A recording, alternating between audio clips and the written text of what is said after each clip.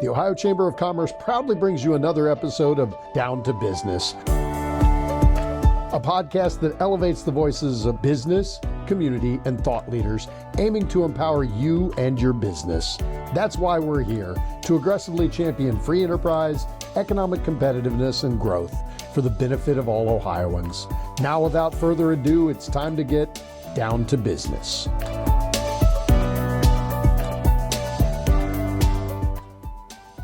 Welcome to Down to Business, the podcast where we dive deep into the heart of Ohio's business landscape. I'm Rick Carfagna. I'm Senior Vice President of Government Affairs for the Ohio Chamber of Commerce, and I'll be your guide through the stories, strategies, and successes that shape our state's vibrant economy.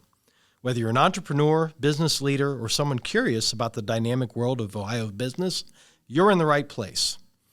Retail theft translates into losses of roughly $2 billion to $3 billion annually for Ohio retailers, and that's according to the Ohio Council of Retail Merchants. And a report by the National Retail Federation says that 88% of retailers acknowledge that shoplifters become more aggressive and violent compared with the prior year. Here to make sense of it all are three subject matter experts who can shed some light on this topic. First, we're joined by David DeVillers, who's a partner with Barnes & Thornburg in Columbus, who brings nearly 30 years of experience as the former U.S. Attorney for the Southern District of Ohio, and before that, as Assistant U.S. Attorney and State Prosecutor. And as an Assistant U.S. Attorney, DeVillers led numerous task forces involving the FBI, ATF, DEA, IRS, and the Columbus Division of Police in investigating and prosecuting organized crime.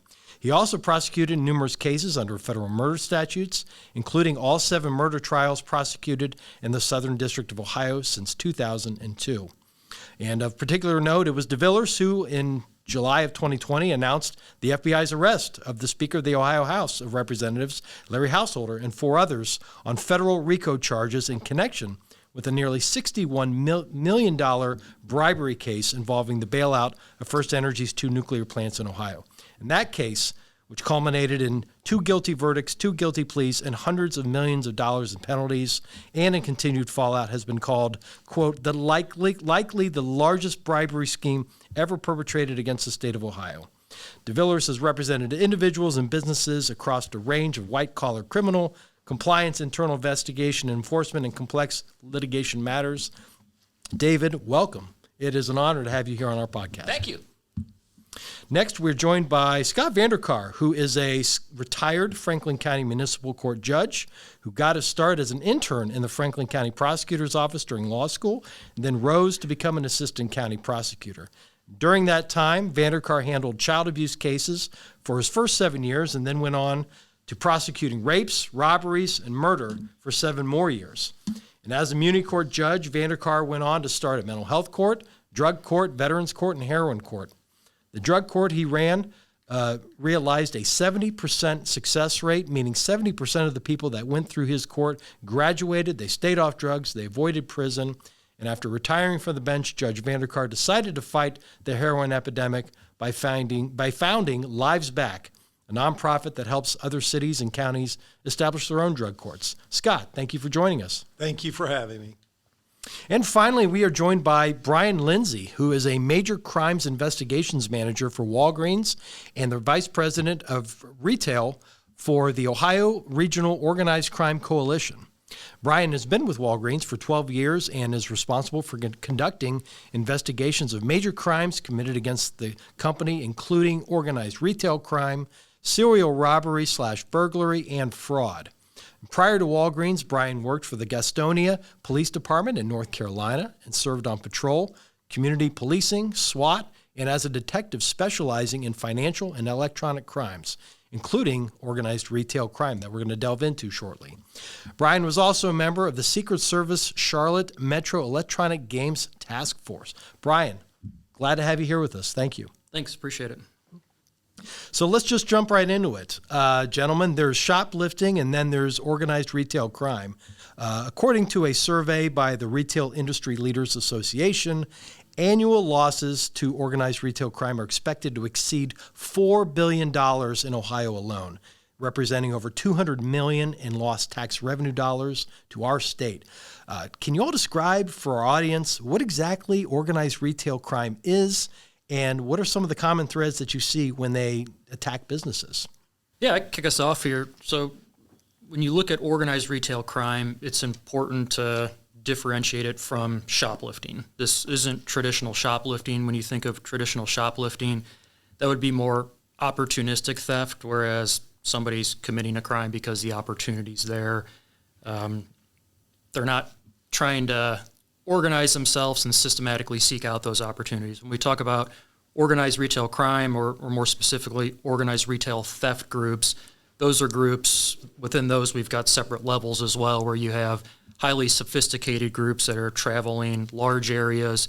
Those groups we're going to see typically taking a nonviolent approach because they're really not trying to draw attention to themselves. A lot of times you don't even know they were in and out, and they're traveling interstates across states, and they're gone pretty quick. And then you do see organized retail theft groups that are smaller, more localized. They're going to be a little less organized. Losses that they can cause are still very large, but those individuals are much more likely to be violent and have violence in these theft incidents at the stores. But I mean, these individuals are taking items then not for themselves. They're ultimately going to resell. They're going to fence these items. Is that correct? Yeah, that's a key metric. When you think of organized retail theft groups, it's a job for them. They're stealing for the sole purpose of reselling, and then you're going to see within that a fence who's buying the product from them, which is creating the demand. And then when you get into fences, you have different levels of fences as well. So fences will sell merchandise amongst themselves. You have higher level fences buying in bulk. But yeah, resale is the sole purpose of that. Sure. Anything to add? Yeah, David. I think there's all sorts of forms, like Brian said, of organized crime. There are large, national, international, then there's localized. And it's not all just taking from the brick and mortar store that are on the shelves. There's often... There could be inside jobs. There could be people that are part of the retail business. And it could be the merchandise on the way to the store, or as it's being kind of loaded in the back, if you will. So all of that counts. And the vulnerability, and this is what organized crime looks for in all forms, is vulnerability is an opportunity. And what we're seeing, as of the last, 15, 10, 5 years, is the idea of being able to sell things online or solicit getting things online. Mm-hmm. There was a lady here who ended up talking to us quite a bit, who was a professional booster. That's a shoplifter, if you will. And she would, I won't give her last name, but her first name's China. Every CPD cop that's been around for 10 years knows this lady's name. And what she would do is she'd go online, and from other people would go to her and want, a Gucci handbag or a particular watch or a particular item. And she would then go boost it, steal it with other people, and do it in she had certain rules that she had in doing it that were really very brilliant, and she got away with it for years and years. And even when she got caught, again, she tried to keep that under the $1,000 or low-level felony where the threshold is presumption for non-incarceration. So that's the key, is to deliberately keep it under a certain monetary value. I think that's something that they always keep in mind. Mm-hmm. Sure. Scott? Well, Rick, I almost want to quote a story, I think, when we started this project. And someone else, I think, said to you, "Oh, you're after the mom that's stealing Similac to feed her babies." We are, what we're not after is the mother stealing Similac to feed her child. And we want to make that clear to the public that we are after individuals that are clearly, Mr. Lindsay just said it, we're after the individual that is planning to steal something to resell it, not after somebody that's desperate and is stealing in a low level. And I think David brings up a good point about online marketplaces. When you look at the evolution of organized retail theft groups over the years, before online marketplaces, you had to know somebody locally to be able to sell to. Now anybody can sell, and you have the ability to have large storefronts online. And we have seen that exact circumstance where somebody places an order for something. You don't have the inventory, but you can go out to a store and create that inventory to fill that online order. So shrinkage is an industry term that refers to lost inventory, either by mismanagement or by theft. And Brian, specific to you, we've seen anecdotally retail crime shuttering a number of stores that are run by national chains. Target, for example, they announced they're going to be closing 9 stores this past October because theft and organized crime are threatening the safety of our team and guests, as they were quoted as saying. Your employer, Walgreens, has had to follow suit for the same reasons, and in some locations has had to resort to putting things like chains on freezers to protect products from theft. Brian, can you talk a little bit about what has been Walgreens' experience with retail theft, both in Ohio and maybe in other states? Yeah, so we have a large nationwide presence of Walgreens locations, and we've seen just about anything you can see out there, and unfortunately, it's a common occurrence. With the footprint that we have, and then the interstates that connect all of this together, it creates the ability for traveling groups. But at the end of the day, there's a lot of targets, and being a small box retailer, for us, a lot of smaller items that are higher dollar. So think skincare products, OTC type products. It's not like grabbing a TV and walking out of the store. So very easy to collect those in a bag, or there's booster bags inside dresses with pouches, however the method might be. But we do see this nationwide. And at the end of the day, businesses look at their profit and loss, and shrink is a component of loss. And while we realize organized retail crime is not the sole driver of our product loss, it's there, and it's very prevalent, and it impacts the profitability of a business. And unfortunately, when those numbers are looked at, profitability is an equation of deciding to keep a business open or not. So the Ohio Chamber of Commerce commissioned a survey in October of last year across 600 Ohio adults and 171 Ohio businesses, focusing on crime and its impact on both the economy and Ohio's business climate. And one of the key findings that came back was that 62% of businesses believe that rising crime has kept them from expanding. And I hope that feedback would sound some alarm bells.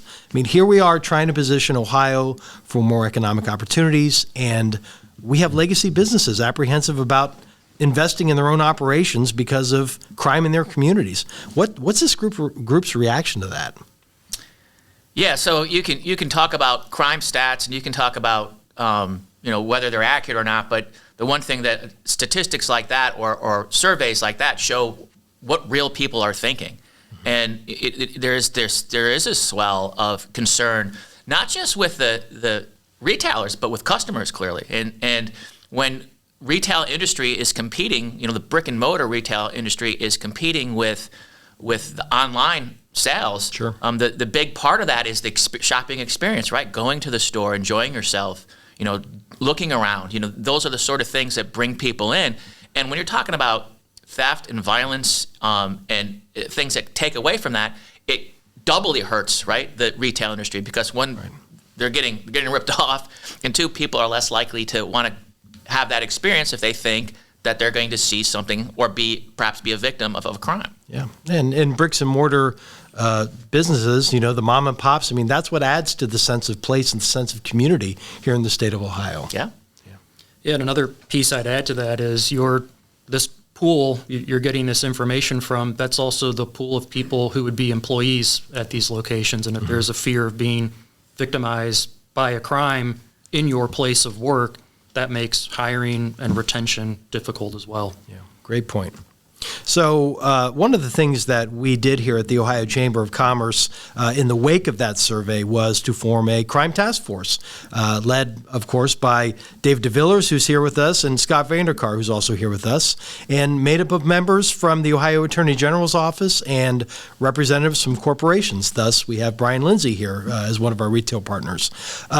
Scott, could you maybe highlight some of those legislative suggestions, some of those discussion points that came out of that effort? Sure. Thank you, Rick, and thank for your efforts with this. Presently exists under the Attorney General's office is the Ohio Crime Investigations Commission, and what our committee was recommending is have part of organized retail theft be addressed through that task force. Obviously, additional funding would be needed for that part of the task force, but having the attorney generals lead that. The second thing, we looked at definitions, and we know that we need to go to the legislature and have them address what organized retail theft is in the Ohio Revised Code, retail property fence, and what that is in the Ohio Revised Code. Then I'll go to a little more practical explanation. We looked at aggregation. Right now, if someone steals from Mr. Lindsay's company, Walgreens drives a little further south and goes in a Giant Eagle and steals, and then goes to a Lowe's and steals, and we're going to say those are in 3 different counties, and we have 3 different victims. We have to have 3 different prosecutors make a decision on proceeding what maybe, as Mr. DeVillers pointed out, someone's just making sure each one is under a certain level of amount of money. We can aggregate the money from all 3. We can aggravate the 3 victims, and then we go, it crosses over from aggregation into using cross prosecution jurisdictionally speaking, and you could have all those prosecuted in 1 county versus in 3 counties. That definitely would deter this type of criminal activity. Along with that, the Attorney General's office under present law can co-chair a case with a county prosecutor's office when they are requested to come in. But what we built in is, okay, county prosecutors, you have about 6 months to decide to prosecute these theft cases. You can call in the attorney generals and ask for the co-chair, but after 6 months, if you don't, then it becomes the jurisdiction of the attorney general. They can proceed. And it's not a matter of saying the county prosecutors are not doing their job. Many county prosecutors' offices, especially in the rural areas, just don't have the staff. Even in the large county where we're sitting today, Franklin County, you're going to focus on your murders, your rapes, your robberies. You're just not going to have always the manpower to handle every theft case that a task force under the Attorney General's office could. Then the other thing we came up with is a lot of times we look at a theft, again, as Mr. DeVillers said, on a petty or a low level, or then you have the more extreme, you can use the RICO laws to prosecute. But there's not a middle ground. So we're requesting a middle stopgap, F4, F5, maybe F3 levels of prosecution. Then close it up with, you can't stop anything unless you stop, as Mr. Lindsay has talked about, the fencing, the online fencing that has become, I hate to use the word very popular, but popular and easy to do, is you have to make that reselling a crime, and you have to investigate and prosecute those that are reselling these things. And then finally, some mandatory sentencing for the individuals that are stealing. And again, we're talking about organized stealing, not just the mother stealing the Similac. So the aggregation component is an important one, and you brought up the cross-jurisdictional prosecution as well.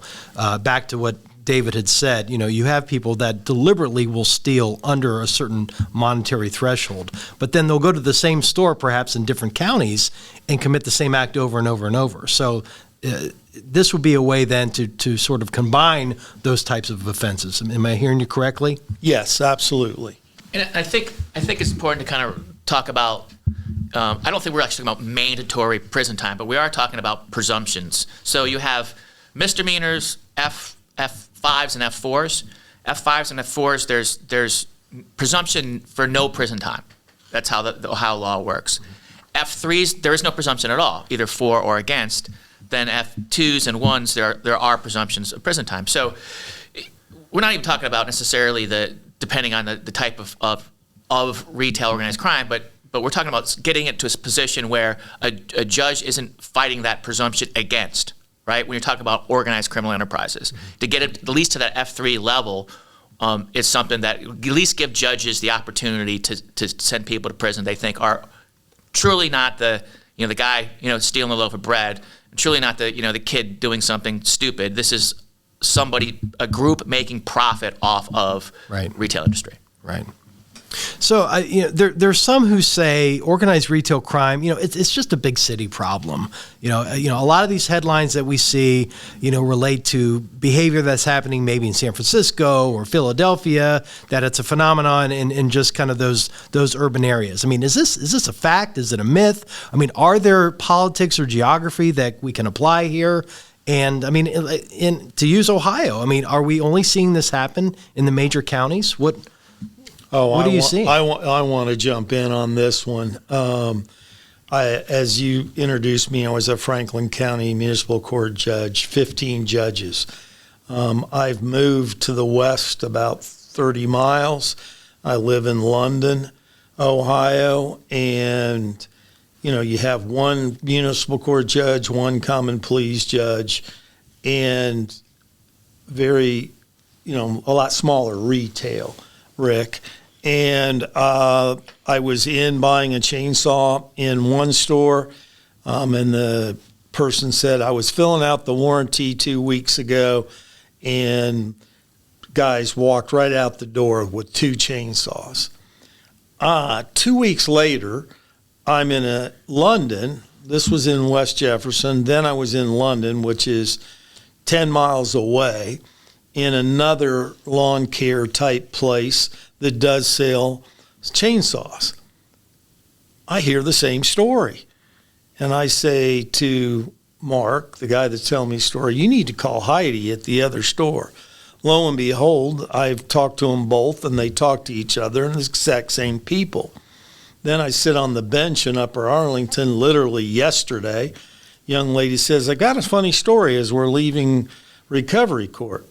My car was at Midwest Auto Group in Dublin, Ohio, and they came in, and my car you couldn't steal because the steering column was all messed up, but they took my license plate, put it on about an $80,000 car, and stole all the snap-on tools and put it in the trunk of that car and totaled the car into a house in West Jeff.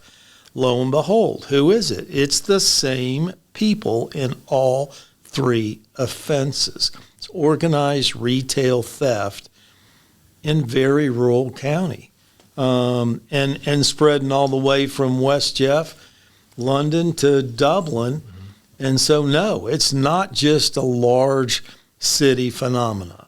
It's happening literally in small town America. Yeah. Brian, anything to add?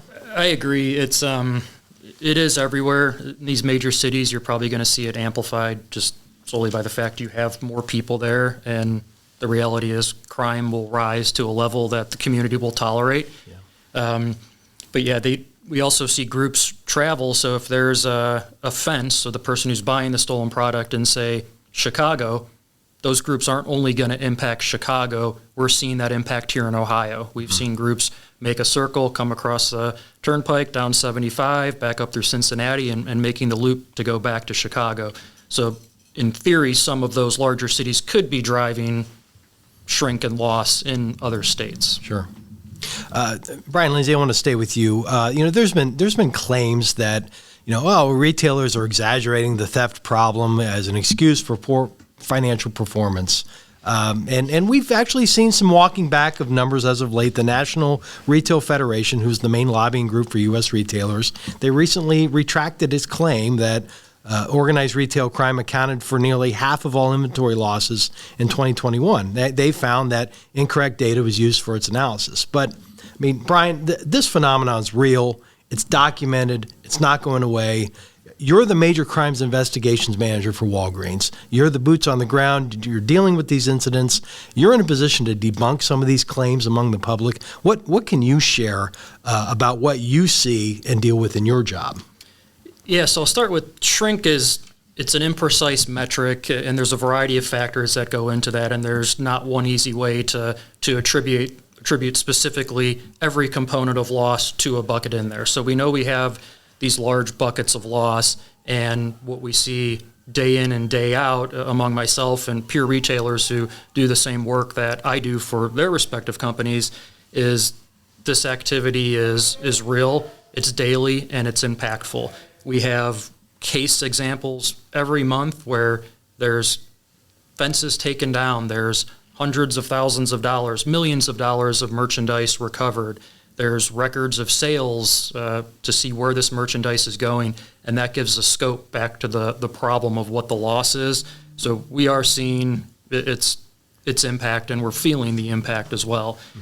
And I'll add, it's not only financial. When you look at some of these incidents, the rise of accompanying violence, our employees are also being victimized. So it's important to look at this as it's beyond property crime. It's not just property crime.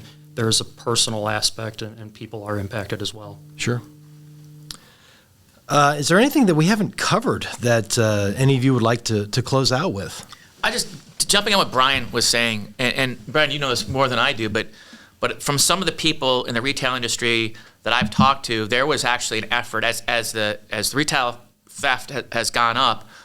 There was a thought that, hey, we want to keep this kind of quiet because, again, for the brick and mortar stores, we want customers to come in. We want to have them have a good experience.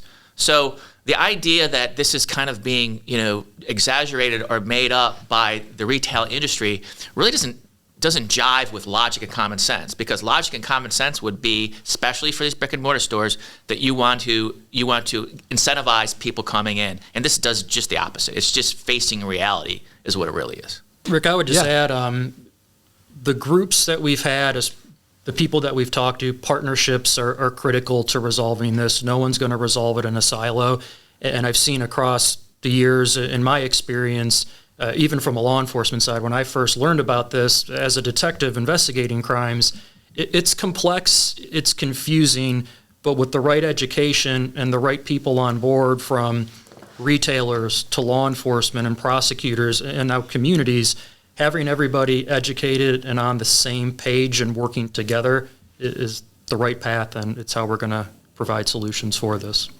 Well, Scott VanDerKarr outlined earlier, the number of concepts and recommendations that came out of our crime task force discussions. I'm happy to say that there has been legislation introduced or at least on the way, both in the House and the Senate. It's the Ohio Council of Retail Merchants have taken the initiative. They certainly have their own members that have been equally engaged on this issue, and it's going to be called the FORCE Act. It stands for the Fight Organized Retail Crime and Empower Law Enforcement Act. Representative Faraz Gambari from the Ohio House intends to introduce it, and then State Senator George Lang will be introducing that in the Senate. I know that the Council of Retail Merchants was gracious. They came to a couple of our task force meetings towards the end. They gathered some of our input. They've incorporated, I understand, some of these concepts into their legislation, so we'll certainly be a proponent. We'll work with them on that, and just keep driving this message forward about, the impact that theft is having on retailers and on quality of life in Ohio. And as our crime task force reconvenes here in 2024, of course, chaired by David DeVillers and Scott VanDerKarr, I think we're going to intend to pivot now towards violent crime. We had a conversation earlier this morning with Ohio Attorney General Dave Yost, and he's put a lot of great conversation points out there for us to consider. And so we look forward as an Ohio Chamber to reconvening our members and kind of shifting gears now that we've got a vehicle to look at retail theft, but talk about violent crime and how that's impacting our membership and the statewide business community as a whole. We've come to the end of this podcast, but certainly not the end of this discussion. David DeVillers, Scott VanDerKarr, and Bryan Lindsay. It's been an eye-opening conversation, and we appreciate everything you gentlemen have done and are doing to combat crime and improve our state's business climate. And we look forward to tackling even more weighty issues surrounding crime in Ohio, again, through our Chamber's Crime Task Force. And, of course, we'll be sure to report back to listeners on this podcast. Well, that wraps up another insightful episode of Down to Business. If you've enjoyed today's conversation, be sure to subscribe for more captivating conversations with key players and influencers in Ohio's business scene. Don't forget to leave a review and share your thoughts. It helps us bring you the content you want to hear. Until next time, stay informed, stay inspired, and let's keep Ohio's business community thriving. Thanks for being with us on Down to Business.